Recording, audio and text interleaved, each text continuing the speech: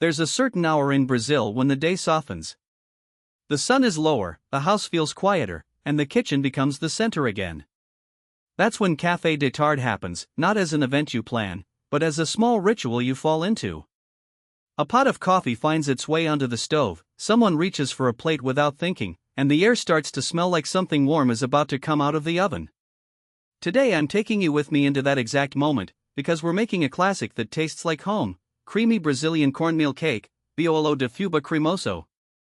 I still remember the first time I truly understood what this cake meant. I was in the countryside, on a late afternoon that felt endless, the kind where the dirt road holds onto the heat and the trees don't move unless the wind decides to pass by. I had stopped by a neighbor's house with someone from the family. No phone call, no warning. Just a simple visit. And the door opened to that familiar sentence, spoken like a promise: "Come in. The coffee's ready."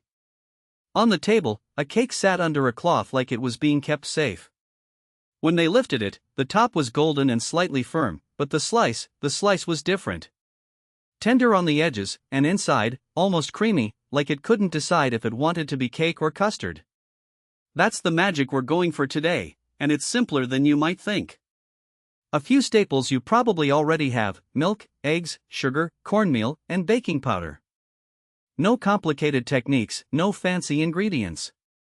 Just the right order, the right temperature, and a little patience while your oven does what it's supposed to do. And I'll tell you right now, the most common mistake is letting the oven run too hot. That's how you lose the tenderness and end up with something dry, when what we want is that creamy center that makes people close their eyes after the first bite. If you enjoy recipes that feel comforting and real, go ahead and give this video a like so you can find it again later. And while we get started, tell me, what are you most curious about Brazil? Now, let's step into the kitchen together, because in just a second, we're going to blend the liquids and begin building that unmistakable texture.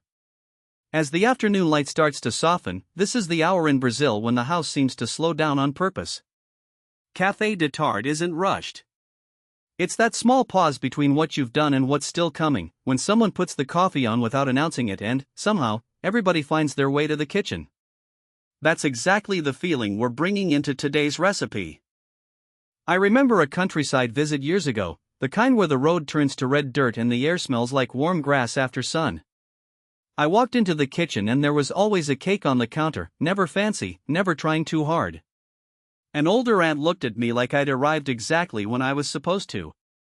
"Sit," she said, already reaching for cups. No big talk, just a simple welcome. And then she cut a slice of bolo de fubá cremoso, still slightly warm, the top golden, the inside so tender it almost trembled. She smiled and said, "This one is for coffee, it makes people stay." So here in our kitchen, let's start the same way they do: simple, calm, no drama. I'm going to blend the liquids first, because that's what gives this cake its smooth, creamy heart. Milk goes in, eggs, sugar, and a touch of butter, and as it spins you'll see it turn pale and glossy, like it's already halfway to becoming comfort. This is the base that carries everything else. Now the cornmeal comes in, that unmistakable Brazilian staple that smells like farms in childhood. When you add it, don't rush. Let it fall in and watch the batter change from silky to softly textured, like it's gaining character. Then the baking powder at the end, gently mixed in, just enough to lift the top into that beautiful golden cap while the inside stays creamy. If you're enjoying this kind of Brazilian late afternoon baking, tap like so I know to bring more Café de Tarde recipes here. And tell me, have you ever tried a cake that's creamy inside on purpose, or is this your first time seeing that? If you want to keep cooking along with me, go ahead and subscribe, because the next step is where most people accidentally lose the creaminess, and we're not going to.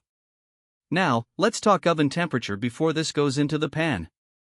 Back in the countryside, the kitchen always felt like it belonged to the afternoon. You'd hear the soft clink of a spoon against a glass, the murmur of a radio station fading in and outside, the last sun would stretch across the yard like it didn't want to leave yet. I remember visiting a neighbor with my family, just a quick hello that turned into a full Café de Tarde because, in Brazil, coffee is never just coffee. The moment you sit down, someone asks, "Você aceita pedacinho?" and before you answer, a plate appears. That's the feeling we're chasing here, and it starts right now with the batter. I'm adding the milk first, then the eggs, then the sugar, and letting it all come together until it looks smooth and pale, like it's already turning into something comforting. When you blend the liquids before the dry ingredients, it keeps everything silky, and that silkiness is what helps the inside bake into that signature creamy layer instead of turning crumbly. Now the cornmeal goes in, slowly, and you can watch the texture change. It thickens just a bit, but it still moves like a pourable cream. This is where people sometimes panic and want to fix it by adding more cornmeal or flour, but don't. Trust the recipe. This cake is supposed to look almost too soft before it bakes, because the oven is going to do the magic. And speaking of ovens, let me tell you the most common mistake: heat that's too high. In a small town kitchen, the oven might be old, the temperature dial might not be accurate, but everyone knows the rule by instinct: slow and steady. If it's too hot, the top browns fast, the edges dry out, and you lose that tender, creamy heart. So we're aiming for 180 degrees Celsius, and we're giving it time. Before the baking powder goes in, take a second and imagine the moment this comes out, golden on top, the center set but still soft, and the whole house smelling like sweet corn and warm milk. If you're enjoying this kind of simple, traditional Brazilian baking, tap like so I know to bring more café de tarde recipes. And tell me, what are you most curious about Brazil? Now, let's fold in that baking powder gently, because once it's in, we're just a few steps away from the oven. If you want to stay with me for the best part, when we test the bake and reveal that creamy slice, go ahead and subscribe, and let's pour this batter into the pan. Now that the batter is coming together, let's slow down for the part that makes this cake feel like it belongs on a Brazilian kitchen table: the texture. I'm pouring the liquid mixture into the bowl and you can already see how silky it is, almost like a thin custard. That's your clue that this isn't going to bake up like a dry cornbread. This is the kind of cake that sets on the edges, turns golden on top, and stays creamy in the center, like it's holding onto the warmth of the afternoon. Here's what I want you to do: add the cornmeal little by little, whisking gently so it doesn't clump. Listen to that soft sound of the whisk against the bowl. In my head, it always takes me back to a countryside kitchen where the windows are open, a faint breeze moves the curtains, and someone is already grinding coffee. I remember an older auntie leaning over a worn wooden table, watching the bowl like it was a promise. She'd say, "Don't rush it. Let it become smooth." And then, with that calm confidence of someone who has made it 100 times, she'd tap the spoon and add the baking powder at the end, like a final blessing. And that timing matters. Baking powder goes in last, stirred in just until it disappears. No overmixing, no fighting the batter. We want it relaxed. While that happens, I'm preheating the oven to 180 degrees Celsius, and I need to tell you the most common mistake: an oven that's too hot. People think hotter means faster, but with Biolo de Fuba Cremoso, hotter means the top browns before the inside has time to become that custardy layer. You want steady heat, patient heat, the kind that lets the cake settle into itself. I'm greasing the pan well, especially the corners, and as I pour the batter in, it looks almost too thin. Trust it. That's exactly right. If you're enjoying this kind of simple, traditional Brazilian baking, take a second to like the video, because it tells me you want more recipes like this. And I have to ask, what are you most curious about Brazil: the food, the traditions, or the everyday rituals like café de tarde? Go ahead and subscribe, because in a minute we're going to bake this. Watch the top turn golden, and check that creamy center at just the right moment. Now the batter is ready, and you'll notice it looks a little thinner than a typical cake mix. That's exactly what we want for a creamy cornmeal cake. I pour it into a greased pan and give it a gentle tap on the counter, just to settle everything evenly. The kitchen already smells like warm milk and cornmeal, that soft, comforting scent that feels like you've walked into someone's home without needing to knock. Into the oven it goes at 180 degrees Celsius, and here's the detail that makes all the difference: don't rush it with a hotter oven. In Brazil, I learned this the simple way, watching an aunt in the countryside pull out a cake that looked perfect on top, golden and proud, but the inside had dried out because someone had helped by turning the heat up. She didn't scold anyone. She just smiled, sliced it anyway, and said, "Next time, we let it bake with calm." That stuck with me. This cake is not about speed, it's about that gentle transformation. While it bakes, imagine a late afternoon in the interior, the light turning honey-colored, a ceiling fan turning slowly, and coffee brewing strong enough to perfume the whole house. Someone arrives unannounced, because that's normal and nobody acts surprised. A chair scrapes the floor, cups appear, and the only question is, do you want it with sugar, or without? The cake is the quiet centerpiece, waiting to be cut, promising that creamy middle. After about 35 to 45 minutes, you'll see the top set and beautifully golden, with the slightest jiggle if you move the pan. That's your sign it's creamy inside, not underbaked in a bad way, just tender and custardy where it should be. I like to let it rest for at least 10 minutes before slicing, because the steam finishes the texture. If this is bringing you a little comfort already, give the video a subtle like so I know you enjoy these classic Brazilian rituals.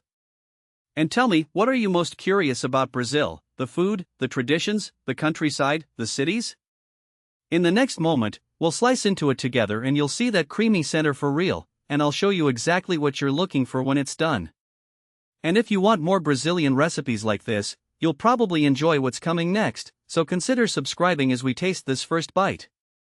And that's it, our creamy cornmeal cake is out of the oven, and you can already see the little clues that tell you it worked. The top is golden and lightly set, the edges pulled back just a touch from the pan, and when you tilt it toward the light, the center has that gentle, custardy weight. I like to let it rest for a few minutes, not because I'm being patient, but because this cake finishes settling as it cools. If you cut it too soon, it can feel almost too soft, like it hasn't decided what it wants to be yet. Give it a breath, and it becomes exactly what it promises, tender on top, creamy in the middle, and comforting all the way through. This is the moment that always takes me back to Brazil's countryside, to a kitchen where the afternoon sun hits the table at an angle and the coffee is already in the pot before anyone even asks. I can almost hear a screen door tapping closed, someone arriving with the casual announcement of a neighbor, "I was just passing by." And the answer, without hesitation, is always the same, "Then sit. Have a coffee." No big production. Just a warm slice on a plate, maybe still steaming, and that first bite that tastes like simplicity done right. When you serve it, notice how the knife glides through the center. It's not a dry crumb, it's a soft, creamy layer that feels halfway between cake and pudding, and that's exactly why keeping the oven at the right temperature matters. Too hot, and you lose this tenderness. At 180 degrees Celsius, you protect the soul of the recipe. I hope this brings a little Brazilian café de tarde into your home, even if you're miles away. If you enjoyed being in my kitchen today, leave a like so I know you want more recipes like this. And tell me something, what are you most curious about Brazil? The food, the traditions, the regions, the little daily rituals like this one? I read your comments, and they help me choose what to cook next. And if you want to keep traveling through Brazilian flavors with me, subscribe and come back for the next recipe, because there's always another story waiting at the table.